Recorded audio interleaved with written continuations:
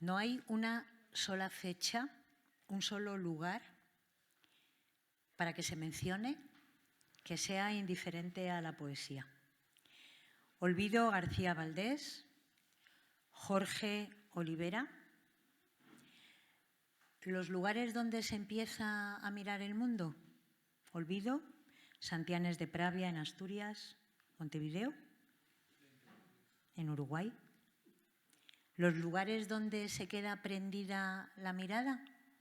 Olvido Toulouse, Toledo, Moscú, Valladolid, el vuelo de una polilla, el canto, la ceniza, la solidaridad activa, el cine, la voz de las mujeres que tanto se obstinan en mentir diciendo que no tienen voz, la naturaleza de la vida, lo animal de la vida, Jorge, la superficie del mundo en un kayak, los desbordes, la conjunción del vacío, el ingenio, los crucigramas y las fotografías, los reconocimientos.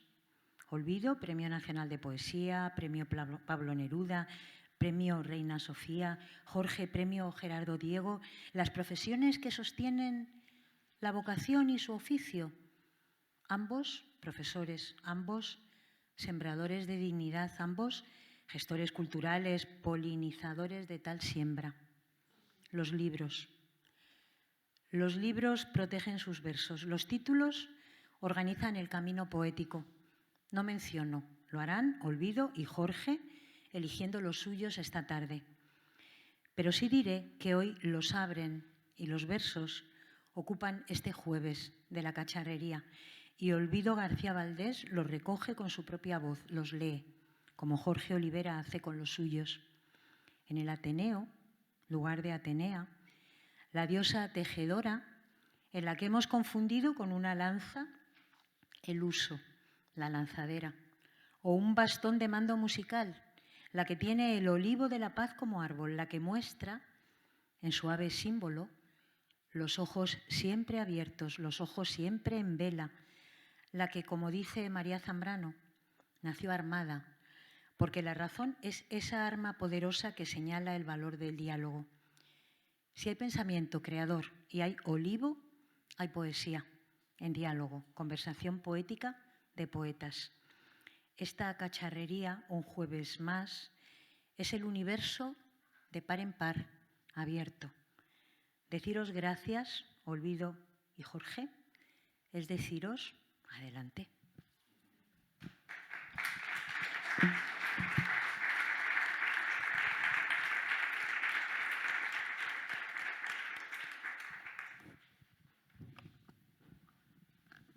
Hola.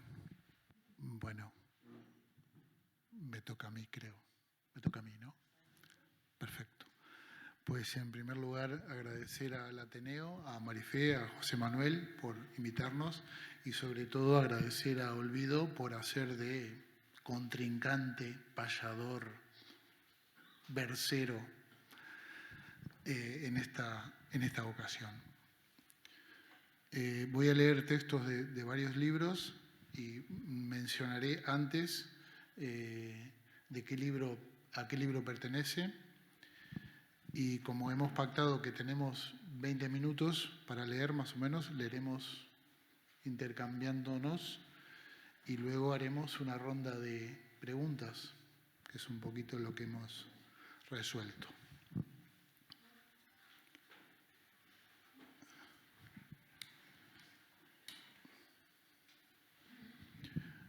De un libro que se llama Bombay, Mujer Árbol. Había una mujer en mi pueblo, pasábamos junto a ella inseparables días con mi padre en la labor nuestra. La mujer creía ser árbol. Pregunté a mi padre qué tipo de árbol aquella joven era. Enfermo, padre dijo, y no habló más. Sin hojas, planeó en mi cabeza.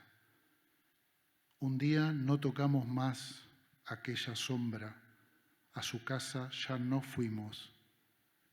Cayó mi padre, no supe qué tipo de árbol duraba allí. Dibujo la letra que lo convoca ahora, paciencia y sombra de la palabra.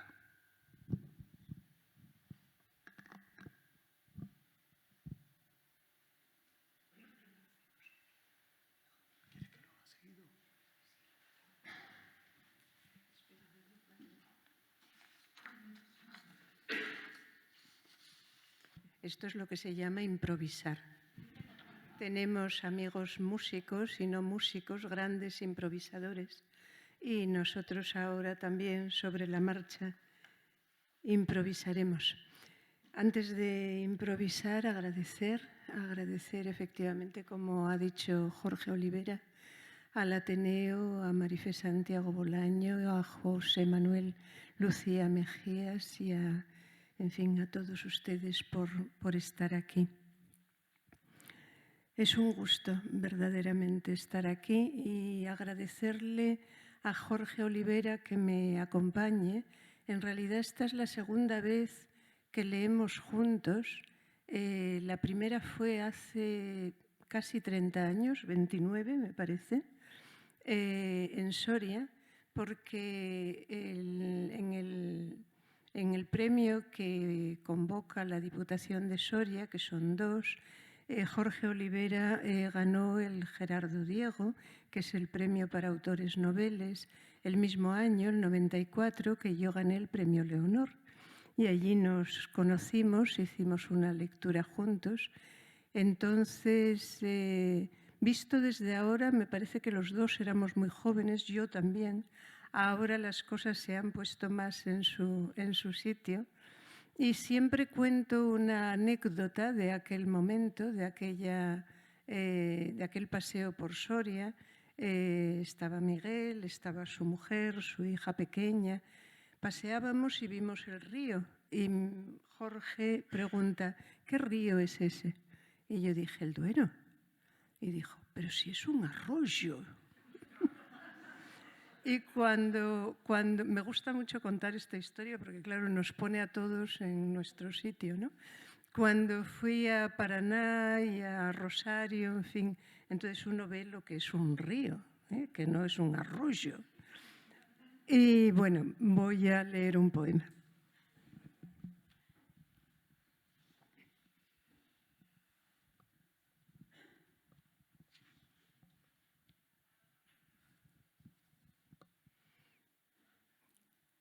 Es de Confía en la Gracia, que es mi último libro. Dice así: vuelve en sí a los humores y olores que no siente.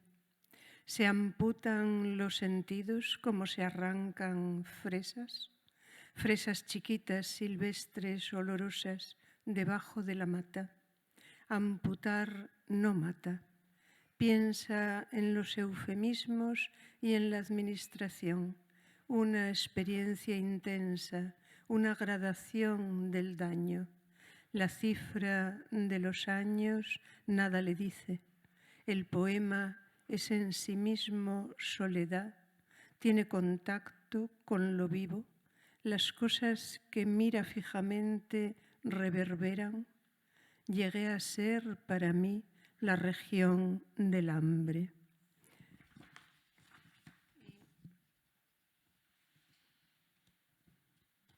No hace falta, no es necesario, Marifé, muchas gracias. Muchas gracias. Las superficies anchas suavizan el peso. Habla de asas, de sostener, o la piel ariada del duelo. Habla de asas, de desaparecer. Las cuentas de la vida en papelitos pequeños. Muchas gracias. Esto estaba todo ensayado, o sea que la metáfora del río del arroyo estaba perfectamente calculado todo. De Bombay. Regreso a casa. En la madrugada soñé con mi padre muerto. Por un camino de grava Íbamos de regreso a casa. Un cielo color zafiro se detenía sobre nosotros. No hay atajos para cruzar la madrugada, me dijo, y sacudió la cabeza. Si me vieras ahora cruzar el agua como una canoa, si me vieras ahora ganar la orilla con pie certero, entonces todo está hecho, dirías tú. Una brisa cubre los pasos, un aire materia de sueño aquieta en mí. Camino hacia el horizonte, otro mundo, rueda el destino junto al agua del puente. Anduve por caminos malos, pero no vi la luz del Señor. No se puede ganar de esta manera. Mi Padre extiende el brazo y anuncia el alba.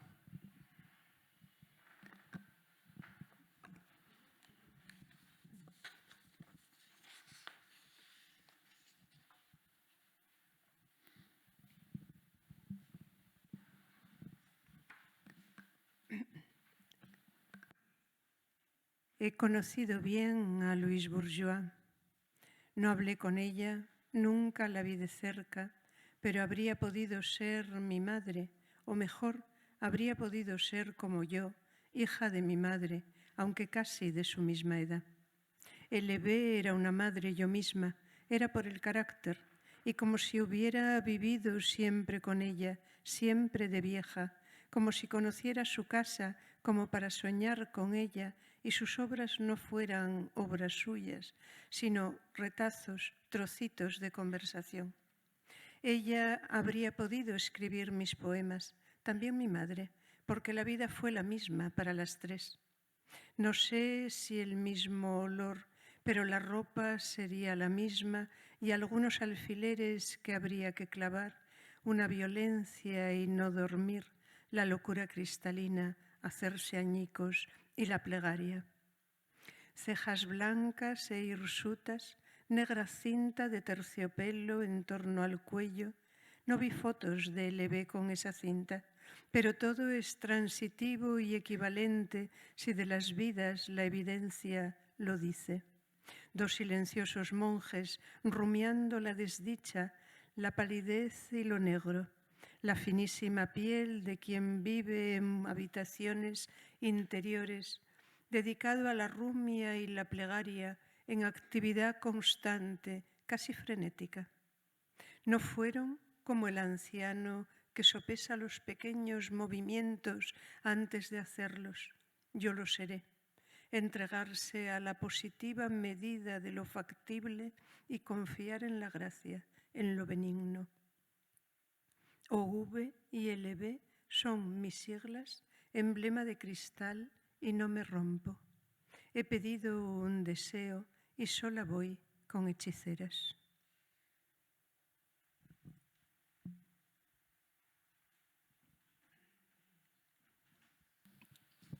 Voy a leer de un libro que escribí sin darme cuenta.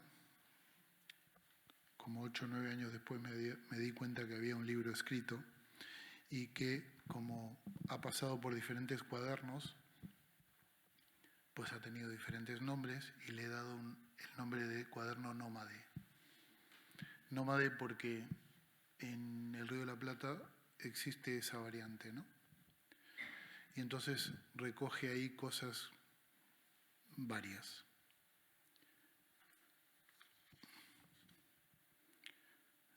Milán me escribe desde México. Las cosas no van bien. La televisión muestra a unos tipos esposados boca abajo. Soldados del ejército apuntan con sus fusiles. Más allá, 8 cuerpos caídos en un zanjón. Las cosas van mal, loco, dice. Zanjón y reja. Se cae, todo se cae. Y el verbo no levanta. Me digo. Traspasa unos cuerpos sin cabeza. Una pick-up. Y los soldados del ejército recorren la zona. Milán escribe en una máquina preservadora sobre pájaros, ausencias y la modalidad de la race, verbo líquido. ¿Por qué no lees un poquito más?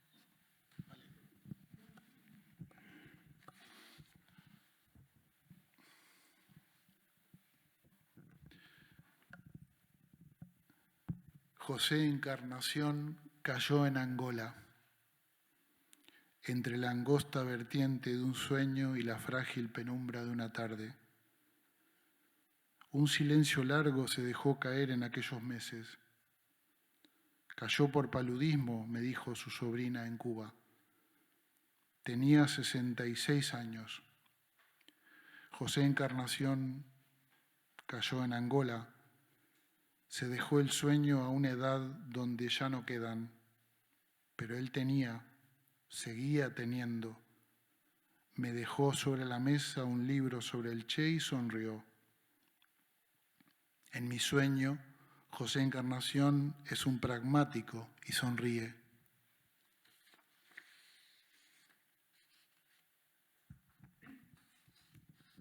Sugería que leyese un poco más, Jorge, porque a mí por lo menos, no sé cómo lo perciben ustedes, a mí me cuesta entrar en diálogo con poemas que tienen esa clase de densidad, como son los poemas de Jorge, y al mismo tiempo alternando con otros que tienen la que tengan los míos.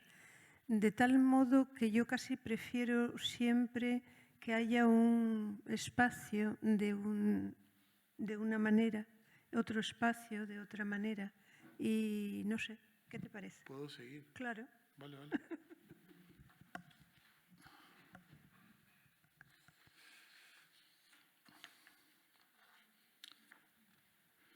Por el Ganges baja el olor a muerte. Mi amigo nómade dice que allí todo es diferente. No puedo saberlo. He leído a Burton, pero sus noticias se limitan a 100 años atrás. Repaso las notas de viaje, las traducciones, los libros que hablan del tema. Imposible saberlo. Mi amigo estuvo allí, pero mi lugar no es el suyo.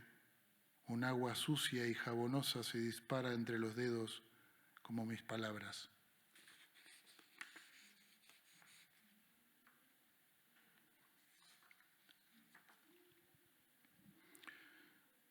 También de Cuaderno Nómade. ¿Quién era esa mujer diminuta? Ya se hizo confuso el sonido de su voz, ya fueron borrosas sus caricias, ya el abrazo fue en olvido. En la noche viene, soma como una sombra, lembra de Mid, sus hermanos, el rastro de su padre. ¿Quién era esa mujer diminuta? Me pregunto ahora que puedo. ¿De dónde sacó respuestas si el silencio es terco? ¿De qué río, de qué agua, de qué molino viene ese recuerdo? ¿De dónde era esa voz escondida, una bengala diurna agotando el día?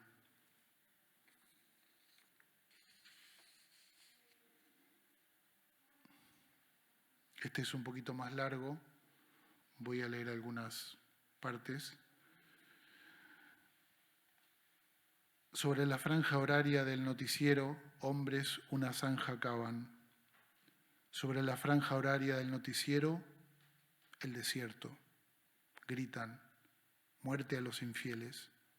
Sacudo las mantas de la cabeza, edad media baja, tejados de Madrid, nuevas cruzadas próximas.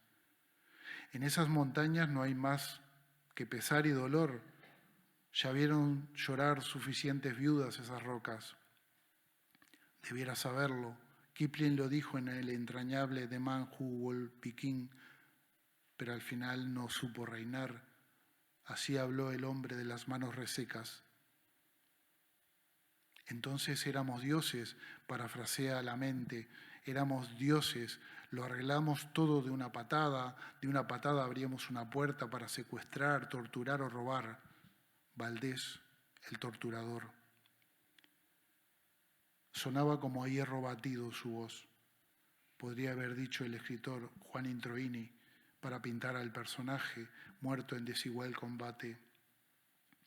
Se murió el maestro del latín culto, del latín vulgar, de la pluma exquisita, como una azucena que florece en el jardín.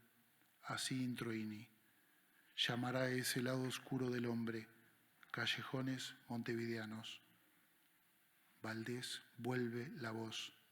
Una de mis víctimas fue un joven de 16 o 17 años que tenía atado en casa con una cadena como si fuera un perro.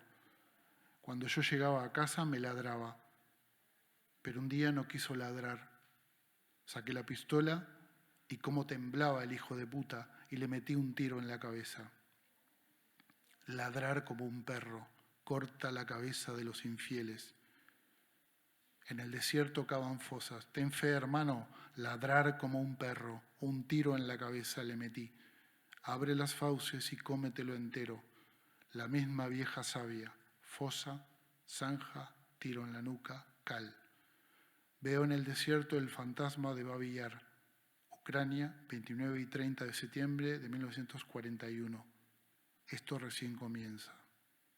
Sonaban como petardos y los cuerpos caían como bolsas de granos. Eran hombres atados en las muñecas, tirados en barrancos en el desierto, sonaban como petardos y eran balas. Había que contrarrestar aquello con fuego líquido. Ahora los Insangruppen hablan el idioma de Dios, cavan fosas los enemigos del reino. Una bala cuesta poco. Un río de balas construye un hangar de monolitos en el desierto. Ahora todo lo que viene es más suave, ¿no? Esto viene como, esto era lo peor, ahora más suave.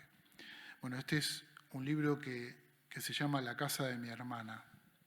Yo tengo una hermana y mi hermana tiene una casa que no es la casa del poema. O sea, la casa del poema es una casa que yo me imagino que tiene mi hermana. El sueño abrió las cortinas, un aire ligero y límpido recorrió la estancia mientras nos envolvía de los días de infancia aquella luz radiante.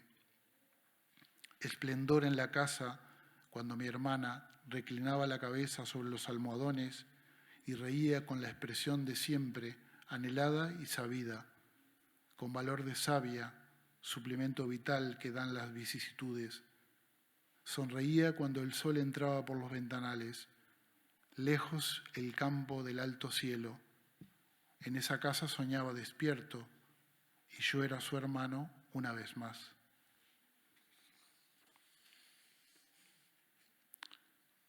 Sobre la mesa de la cocina en la mañana unos bizcochos caseros, la mano de la tía amasando, el olor de la cocina, de la harina leudada, con devoción, suave plasticidad de la masa, en el ir y venir del rodillo. Levadura en su trabajo transportaba ahora el mensaje en la palabra, en la puerta del horno, un trasluz de fuego y la mano que amasó recoge sus frutos, recién cocida, masa dulce y anís transportado por el canto de mixtos y la luz al gusto de pensar en la cocina de la casa.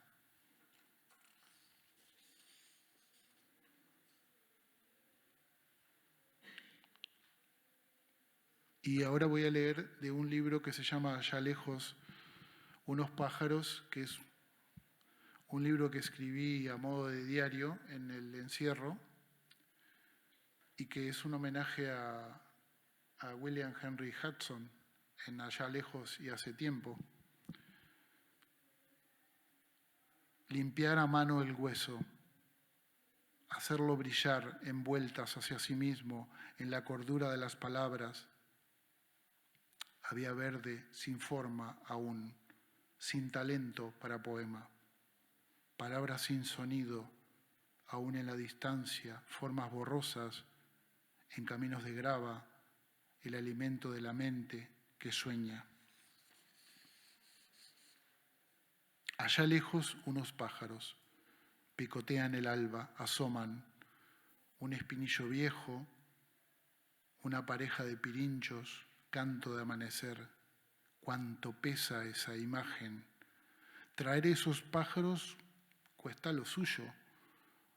Más atrás la carretera de grava y allá detrás el monte, línea verde, sinuoso entre agua y corriente. Aquí cerca, un balón de fútbol, 2 niños juegan, mediodía y aromas de sopas y cebollinos fritos.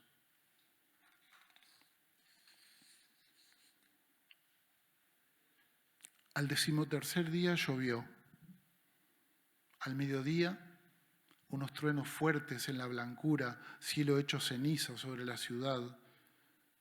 Aún después del agua cayó piedra, unos grumos blancos de hielo que olían a barro y cosecha. Al tanto quedaba la lengua afuera y el oído atento al grito, al saqueo de la soledad, a la escasa niebla de la ciudad. Por la tarde, el frío entraba como raudales de agua del cuerpo y en el lamento de las viudas, centinelas de los hospitales. No había huellas del desastre, solo el innominado silencio.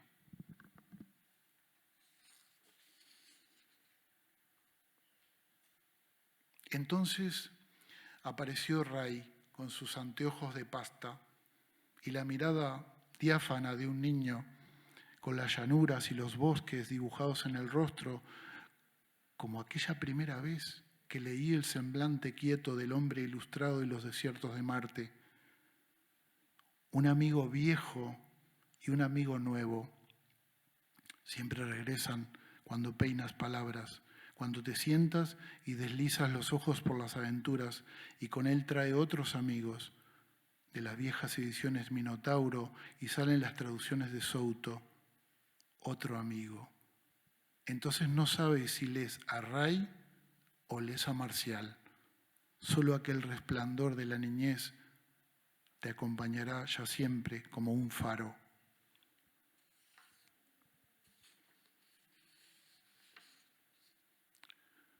Sobre las 3 de la madrugada despierto. El silencio es un tronco profundo, sonidos de la madera abriéndose al campo del cuerpo herido, dolores en las piernas como sacrificios lunares, un astronauta de la tierra en el cubil, un prisionero secreto de las verdades que trae la noche. Sobre el silencio, a las 3 un leño profundo y agosto era la mano del verano. No estabas allí como un retablo. Venían las aguas del río crecidas, bajaba la mañana y hermana conducía línea directa hacia la luz. Luz de casa, punto de madrugada en luz de fuego. La casa, única sombra posible.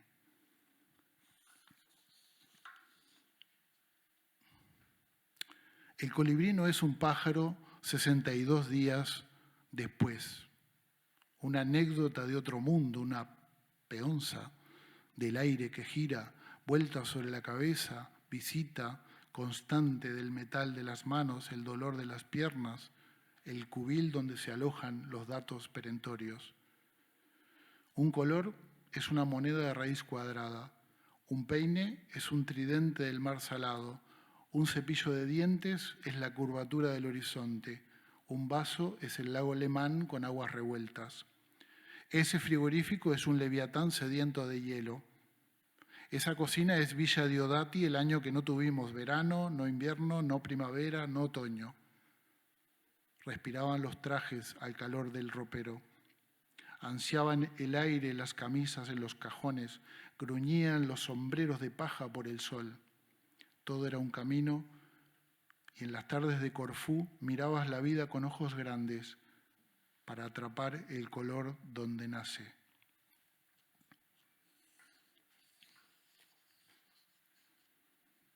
Un pájaro es un arma de letal conocimiento. Abrir los ojos no es ver el vuelo, forma del canto, trazos dibujados en la sábana del océano. Llámalo memoria, descúbrelo en el tegumento fibroso del pasado. Un pájaro no puede decirse en palabra.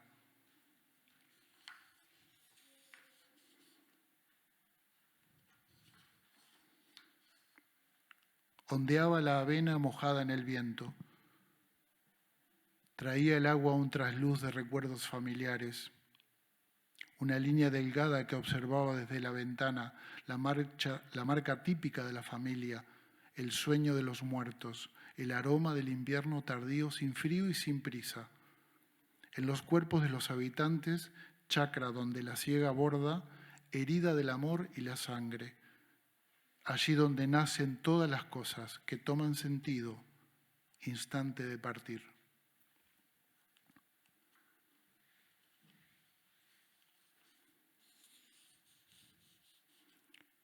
Allá lejos y hace tiempo, unos pájaros. En escritura febril, dibujos sobre la sombra, antesala del fin, borrones en tiempo de vendavales, en lo único que importaba entonces, volver. Una quimera en el paisaje de la llanura, un inglés pampeano, enfermo en costa lluviosa, mar agitada a la plana memoria, mar, lejano mar azul, planicie, y los pájaros trinaban, y los gauchos aquellos, teñidos de niñez.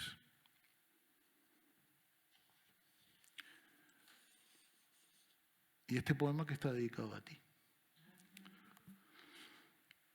Y bueno, una variación sobre un buen título de un buen libro. Y todos estábamos muertos y no lo sabíamos. Era la tarde soplando polvo en el viento. La canción iluminó de pronto aquello que rondaba como una noria ciega todos los días, y todos estábamos muertos y no lo sabíamos. De pronto las noticias entraron en la carne, rompieron los huesos, quebraron la razón del enemigo, haciendo ecos en la espalda que permanecía a salvo, respaldo del torso en la mañana inmóvil de primavera. Afuera lamía lluvia los cristales como un lenguaraz que habla, y todos estábamos muertos y no lo sabíamos. Antes de despertar, el alba latía inmensa como si fuera el último día, pero ya había sucedido. Cuando la lanza jíbara clavó nuestro cuerpo a las tablas del ropero, a los sofás rinconeros, a las bibliotecas no leídas, a las manos que quieres, intensidad sin altura. Gorrión del alba que acalla, era una hierba seca y no lo sabías. Volabas sin cuerpo en el desierto de la ciudad, en las terrazas vacías, en los soles de junio por venir, en la sinrazón de tanta locura. Llegaban las noticias y no esperabas oírlas, solo viento en el polvo, el desierto en la palabra, la boca seca del poeta, hecha jirones, trabajaba con los restos que aún colgaban como ropas inertes. Allí la voz restaba el aroma de vida como un suéter inmenso que abriga los liminares del cuerpo, el alba de los ojos, el río de los pies, el cerno del cuerpo donde ninguna bala podía herir. Allí estabas resistiendo y todos estábamos vivos y no lo sabíamos.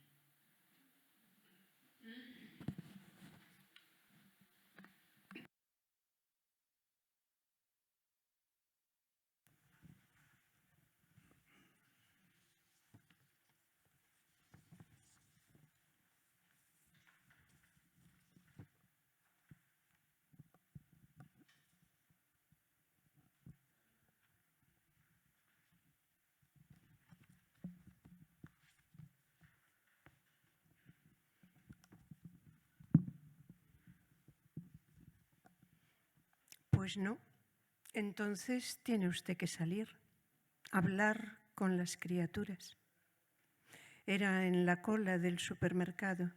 Una anciana respondía a otra que se quejaba. No sabía si estaba deprimida. No quería comer ni salir de casa. Ella había soñado que el mar entraba en la ciudad. Era Santander, quizá los años 30, pero no parecía. Se había hecho de noche, conversaban y al salir a la calle vio que el mar llegaba hasta casi allí.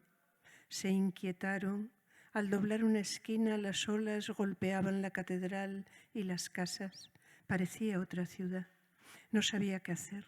Se despidieron. Tenía que volver a su cuarto en una planta baja. Despertó con angustia. ¿Quiénes eran? Pensó en el mar amenazante. Pensó que eran dos los que importaban. Lo oscuro y diáfano del sueño, aquel cuarto al que iba, y la voz de la anciana hablar con las criaturas.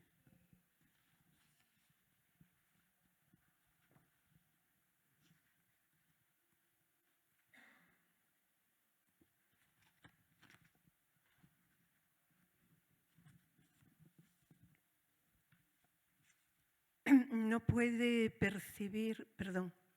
no puede escribir la percepción del verde agudo de la cebada por tierras palentinas un 18 de abril con sol y cielos lechosos. ¿Por qué había de decirse? ¿Por qué los fragmentos y los sueltos de conversaciones que escucha se refieren al pasado, hablan de gentes que quien habla conoció, mencionan lugares, momentos quiere decir instantes de la vida? O alguien cuenta, siempre lo he hecho, mi trabajo fue servir mesas, se trata de un poeta, escribió pocos libros, no ganó premios. Su pelo es lacio, duro y abundante, gris sobre los ojos negros.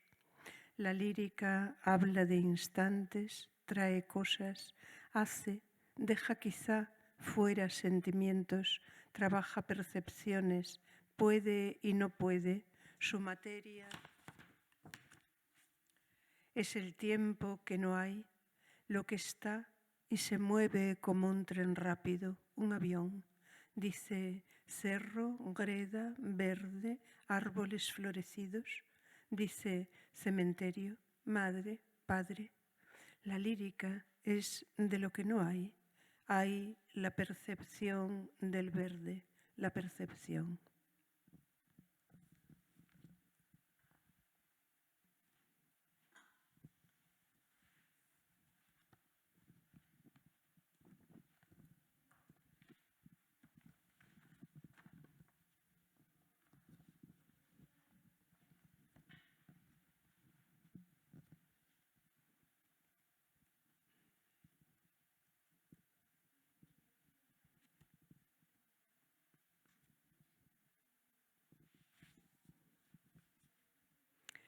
Era música puntuada, de notas punto o caja, venía del jardín y era de día, música de mucha luz. Se vio luego que no, era de dentro y venía del sueño toda la luz, los puntos con su acorde, y era este el jardín, el que ahora veo lleno de viento. Cimbrea cipreses y azota rosales su violencia. De invierno viento, el sueño era, y el exterior jardín era en la caja y estaba fuera.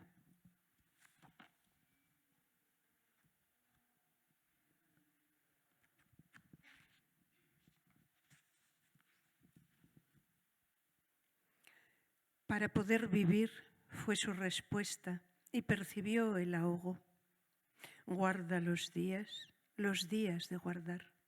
Movía la yema del pulgar sobre el papel como una zarpa jugando, enronquecida respiración. A la mañana, desde el coche, las montañas, los sucesivos planos entre la niebla y el sol. Parecía el paisaje de un film japonés, no de Ozu, desde luego, no de Ozu. La felicidad requiere un esfuerzo.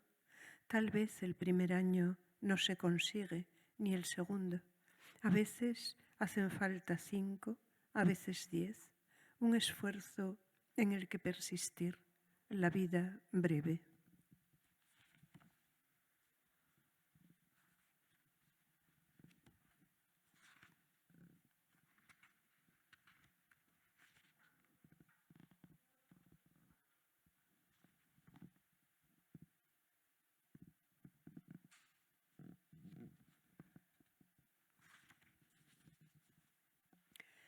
Así debió de ser. Saludó a los vecinos que encontraba, una palabra a cada uno amable y oportuna, así dijeron, y entró luego en el río. La autonomía de la voz que habla y nada dice, del alma y sus cuidados. A veces lo recuerda cuando alguien responde a la empatía afable de la voz, no al hormigueo de la hueca aspereza que resguarda. Plegaria la claridad del verde, hoja menuda, o quien no habla, para que la voz no diga, dentro del animal la voz.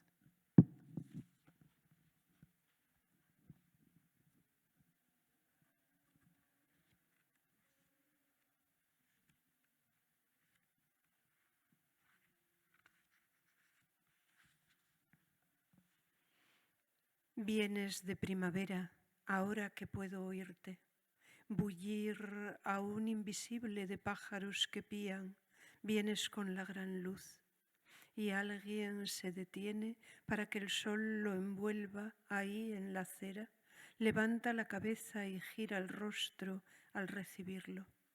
Antes, sentado, arrastraba áspero un pie, casi no perceptible, áspero y sordo, cuerpo solo de sí. Con la garza llegaste sobre la hierba alta y gris que dejó el hielo. Desde allí yo te traigo un rumor de castaños y una taza de leche, como cena los traigo, ahora que es febrero y vuelve quieta a sonar esa música.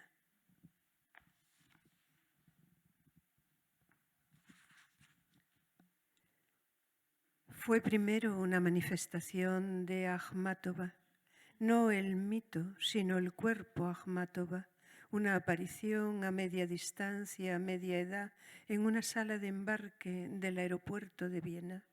Se movía acompasando un cochecito de niño, conversaba con sus compañeros de viaje, reía, aparecía alta y alegre y plena como una Madonna con velos de la costumbre islámica y ojos claros. Así debió de ser, pensé. La risa y la pálida piel transparente, los directos ojos, algo como un bienestar de la vida o la confianza en el cuerpo, un poder que era solo un estar, la alegría de sentirse, icono de gracia inagotable como la húngara Virgen de Poch en Dom zu St. Stefan. Salir del metro, del pozo del metro, y abajo la rara capilla de Virgilio, imaginable santo subterráneo, salir del pozo al cielo, no al azul de Viena, sino au ciel du Midi o de Granada, y ver arriba el pozo de luz con su punto de noche en las alturas, las agujas aéreas, formas de una alegría que miraba encarnada, eco de aquella rusa, en esa centroeuropea musulmana. Y por último,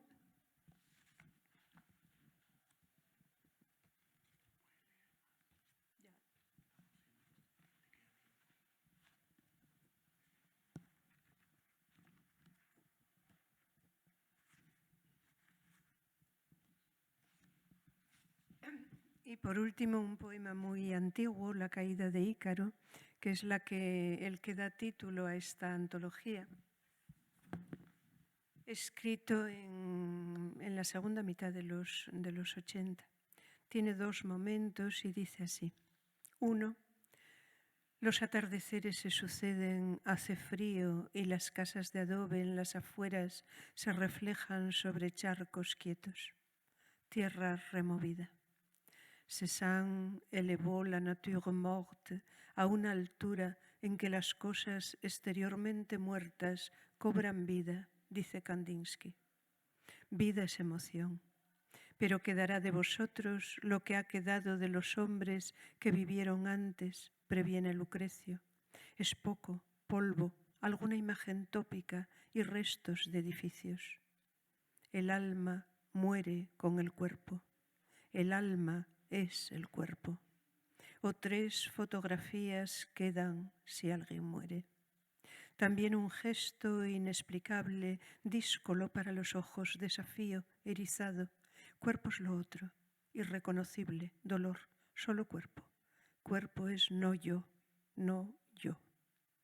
Lo quieto de las cosas en el atardecer. La quietud, por ejemplo, de los edificios, el ensombrecimiento mudo y apagado. Como ojos, 2 piedras azules me miran desde un anillo.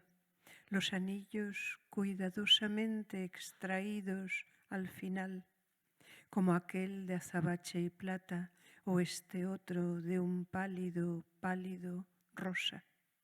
Rostros y luces nítidamente se reflejan en él. En la noche corro por un campo que desciende, corro entre arbustos y choco con algo vivo que trata de ovillarse, de encogerse. Es un niño pequeño. Le pregunto quién es y contesta que nadie. Esta respiración honda y este nudo en la pelvis que se deshace y fluye, esto soy yo, y al mismo tiempo dolor en la nuca y en los ojos. Terminada la juventud, se está a merced del miedo. 2. Verde, verde, agua, marrón, todo mojado, embarrado, es invierno. Es perceptible en el silencio y en brillos como del aire. Yo soy muy pequeña. Un cuerpo caminando, un cuerpo solo, lo enfermo en la piel, en la mirada, el asombro, la dureza absoluta en los ojos, lo impenetrable, la descompensación entre lo interno y lo externo, un cuerpo enfermo que avanza. Desde un interior de cristales muy amplios contemplo los árboles. Hay un viento ligero, un movimiento silencioso de hojas y ramas, como algo desconocido y en suspenso, más allá, como una luz sesgada y quieta. Lo verde que hiere o acaricia, brisa verde. Y si yo hubiera muerto, eso sería también así.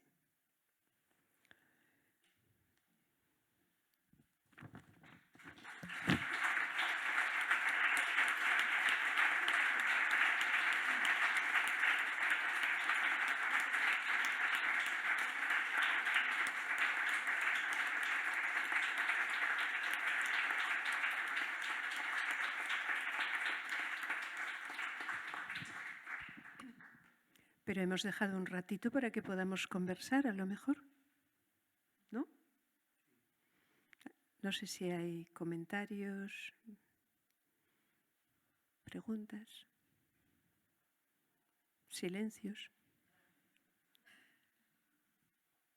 ¿El alma es el cuerpo? ¿Sí o no? No sé, tú lo dices. Ajá, así lo creo.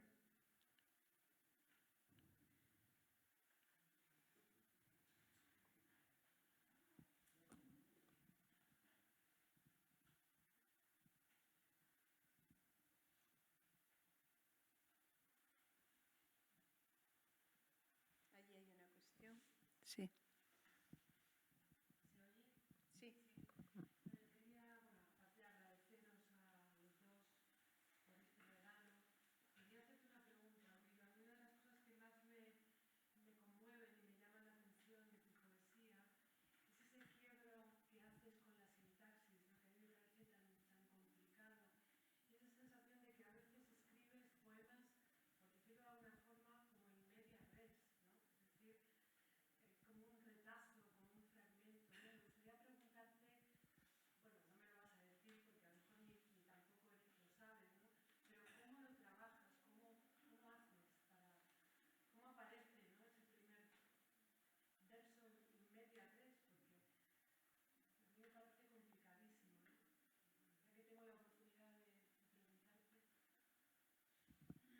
Sí, agradezco la pregunta, me parece una pregunta interesante, pero muy difícil de responder, porque no ya porque no lo sepa, que probablemente no lo sé en muchos casos, sino porque es una pregunta sencilla si lo viésemos sobre un poema, sobre unos versos, sobre lo que quieras, ¿no? En muchos casos, la impresión que yo tengo es que surge así. En otros casos, probablemente se desprende de lo que sobra. En otros casos, no sé muy bien, o sea, hablaría con más comodidad y con mejor cabeza y con más conocimiento sobre textos. Sobre textos se puede hablar todo, ¿no? Así en abstracto, los poemas quedan ahí, se van trabajando a través del tiempo y este trabajo consiste sobre todo, si hay modificaciones, que las hay, en dejar lo que hace falta, ¿no? No sé si eso ayuda a ver lo que planteabas, ¿eh? Sí, gracias.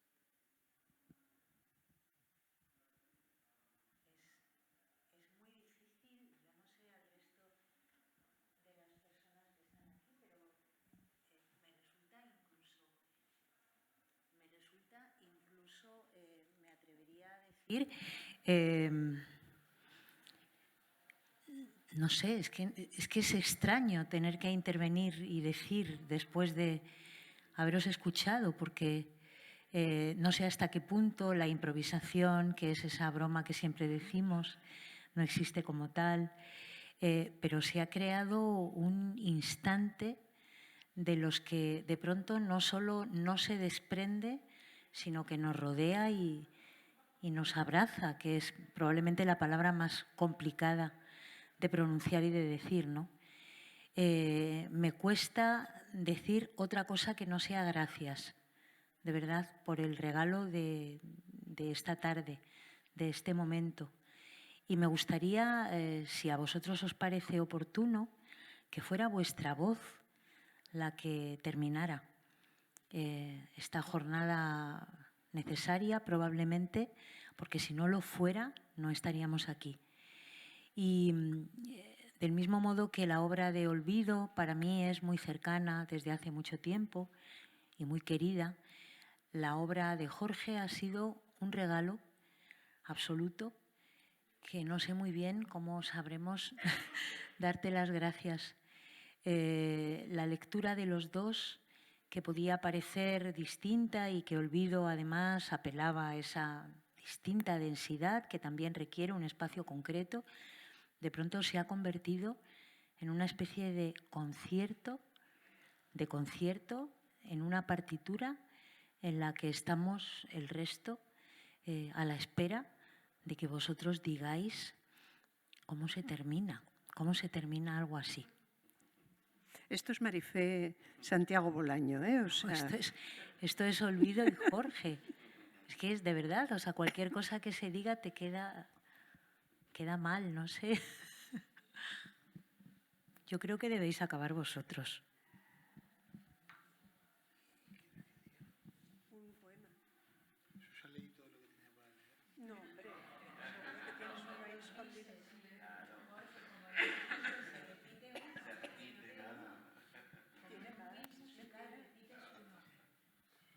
Pues yo, claro, después que has leído tú, pensé que me había excedido, pero bueno, yo calculé 20 minutos, 19 poemas, algunos más, 2 más largos, el resto muy breves. Yo he leído todos. Puedo leer alguno de vuelta, pero... ¿Eh?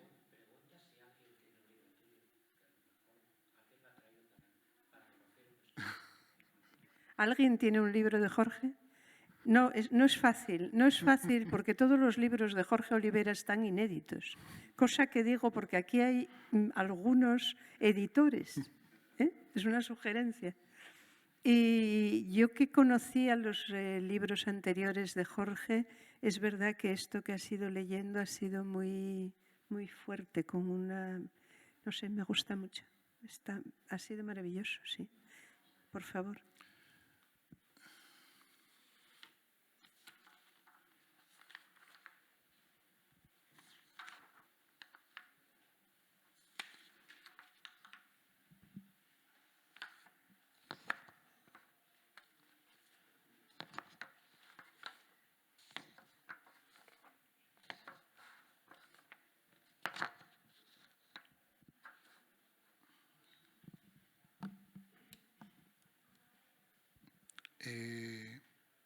quizás para explicar, la poesía creo que no se puede explicar mucho, pero porque al final son imágenes y sonidos, ¿no? Y luego es trabajo sobre eso, ¿no? Pero esa imagen de dos niños es una imagen que se superpone, ¿no? Allá lejos, unos pájaros picotean el alba, asoman, un espinillo viejo, una pareja de pirinchos, canto de amanecer. Cuánto pesa esa imagen. Traer esos pájaros cuesta lo suyo. Más atrás la carretera de grava y allá detrás el monte, línea verde, sinuoso entre agua y corriente. Aquí cerca, un balón de fútbol, dos niños juegan, mediodía y aromas de sopas y cebollinos fritos.